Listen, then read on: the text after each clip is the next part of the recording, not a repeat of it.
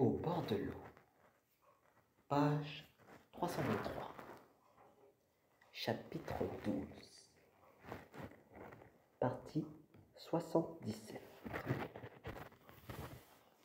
Maintenant, bornons-nous à parler de Yangzi, le fauve à face bleue, et de ses deux gendarmes.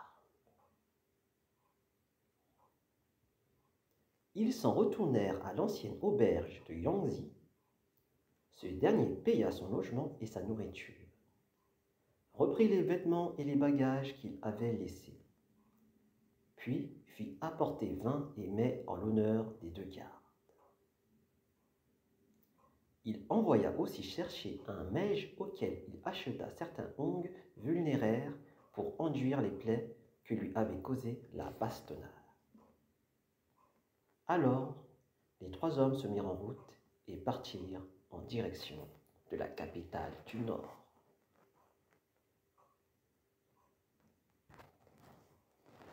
Voyage monotone. 5 lits en 3 heures. 10 lits en 6 heures. Au passage des sous-préfectures et districts, Yangzi achetait vin et viande pour régaler fréquemment Zhang le dragon et Zhao le tigre. Tous trois cheminaient, faisant halte à la nuit dans des auberges et reprenaient leur marche le matin, au fil des relais de la grande route.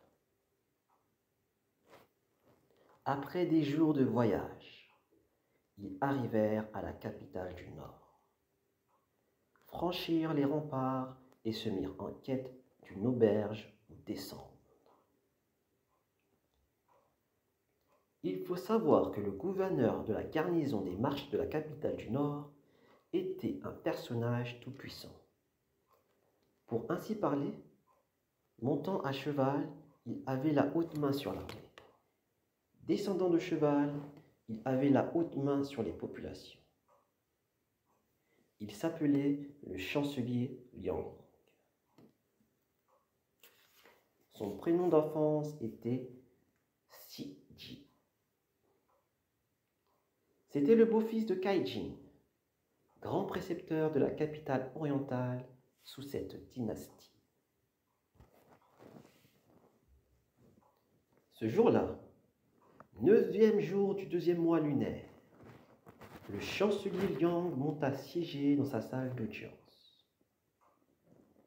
Les deux gendarmes amenèrent Yangzi devant lui et remirent le mandat officiel que leur avait délivré le magistrat de Kaifengfu. Le chancelier Liang en prit connaissance. Or, auparavant, à la capitale orientale, il avait connu Yangzi. Quand il le vit paraître, il lui demanda un compte-rendu circonstancié des événements. Yangzi lui fit un récit véridique et détaillé, expliqua comment le grand maréchal Gao ne lui avait pas permis de reprendre ses fonctions, et comment, après avoir dépensé tout son argent, il avait voulu vendre son sabre précieux et avait été amené à tuer Niu le cadet. Le chancelier se montra enchanté de l'histoire. Yangzi fut débarrassé de sa canque séance tenante, et le chancelier décida de le garder à son service auprès de lui. Il rédigea une réponse officielle qui remit aux deux gendarmes, et ceux-ci s'en retournèrent à la capitale orientale. Voilà pour eux.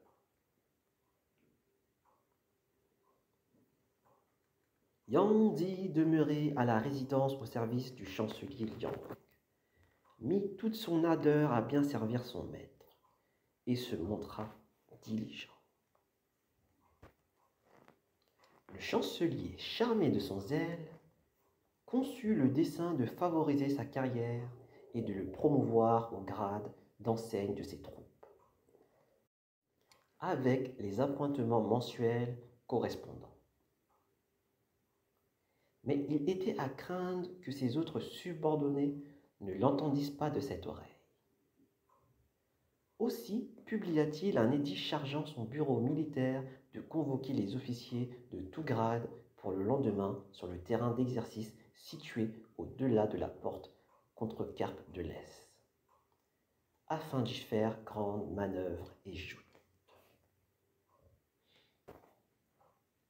Ce soir-là, le chancelier Liang fit appeler Yang Zi dans sa salle d'audience et lui dit: « Il est dans mes intentions de te promouvoir au grade d'enseigne de mes troupes, avec les appointements mensuels correspondants. Seulement, je ne sais pas quelle est ta valeur aux arts. » Yang Zi répondit avec déférence: « Votre serviteur a passé les examens militaires avec succès et assumé auparavant la charge de commissaire de la garde du palais.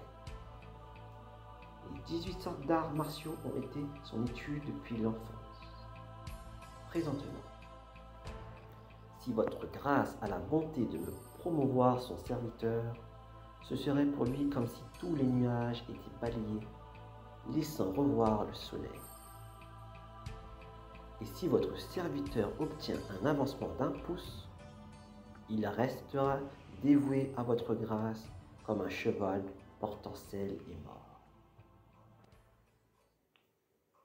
Comblé d'aise, le chancelier lui fit alors don d'une armure complète. Ce fut tout pour ce soir-là.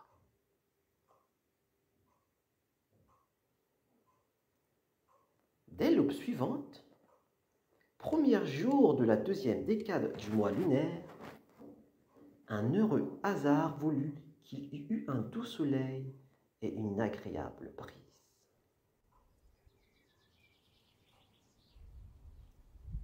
Quand le chancelier Liang eut fini de déjeuner, il monta à cheval en compagnie de Yang Zi et, précédé et suivi de sa garde personnelle, il se rendit à la porte de la Contrecarpe de l'Est.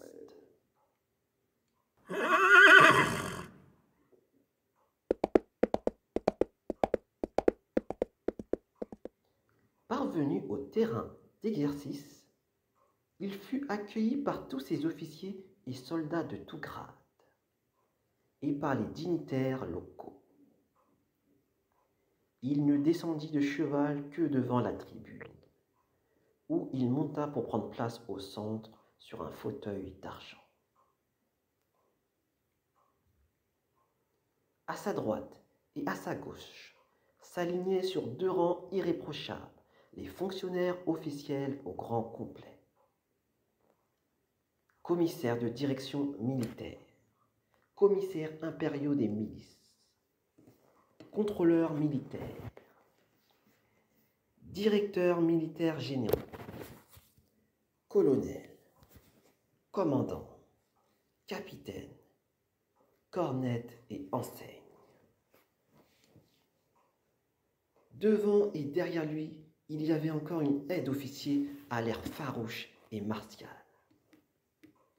Dans la tribune de commandant se tenaient 2 intendants généraux, Li Zheng, dit Li le roi céleste, et Wenda, dit Wen au grand sabre. Tous 2 étaient capables de mettre 10 000 hommes en déroute. À la tête d'une nuée de cavaliers, ils vinrent en grand arroi se présenter face au chancelier Liang, qu'ils saluèrent tous ensemble d'une triple clameur. Mais déjà une bannière jaune flottait sur la tribune de commandement. De part et d'autre de cette tribune, il y avait 30 ou 50 timbaliers à tambours dorés. Un roulement soudain éclata avec un fracas de tonnerre. Buquins et trompettes décorées sonnèrent 3 fois.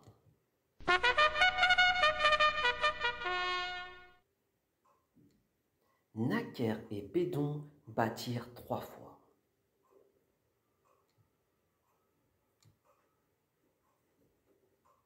À ce moment, sur tout le terrain de manœuvre, qui eût osé ouvrir la bouche? Alors, une bannière d'un blanc immaculé fut plantée en haut de la tribune de commandement. Devant et derrière, les 5 armées se figèrent dans un ordre parfait.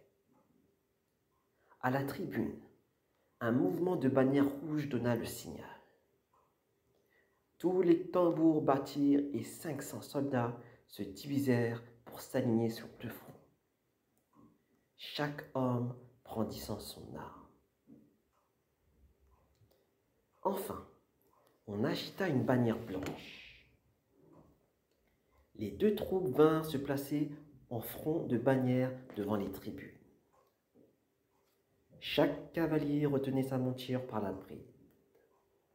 Le chancelier Liang fit passer un ordre et manda devant lui Zhou Jin, qui faisait partie de l'armée de droite. À l'appel, l'homme galopa jusqu'à la tribune, sauta au bas de son cheval, ficha son espadon en terre et lança une saluade tonitruante.